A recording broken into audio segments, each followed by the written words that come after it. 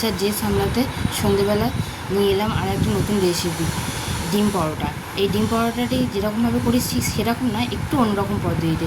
এর জন্য প্রথমে একটা মিক্সিং বোলের মধ্যে ময়দা, কিছুটা একটা ডিম, কিছুটা দুধ, একটু লবণ দিয়ে মিশ্রণটিকে ভালো করে ফেটিয়ে নিতে হবে। এরপর এই মিশ্রণটিকে একটা কড়াইতে হালকা করে তেল গরম করে মিশ্রণটা দিয়ে দিতে হবে। দেওয়ার পর ওর উপরে আর একটা ফেটিয়ে রাখা ডিম দিয়ে দিতে হবে। এরপর ভালো করে এপিট ওপিট করে পরোটাটাকে সেঁকে নেওয়ার পর ওর উপরে সামান্য পেঁয়াজ কুচি, একটু অরিগানো, একটু পনির, আপনি যদি চিজও দিতে পছন্দ করেন চিজও দিতে পারেন। আমার কাছে পনিরটা ছিল, আমি যেই পনিরটা দিলাম, দিয়ে পরোটাকে এপিট ওপিট ভালো করে ভেজে নিতে হবে।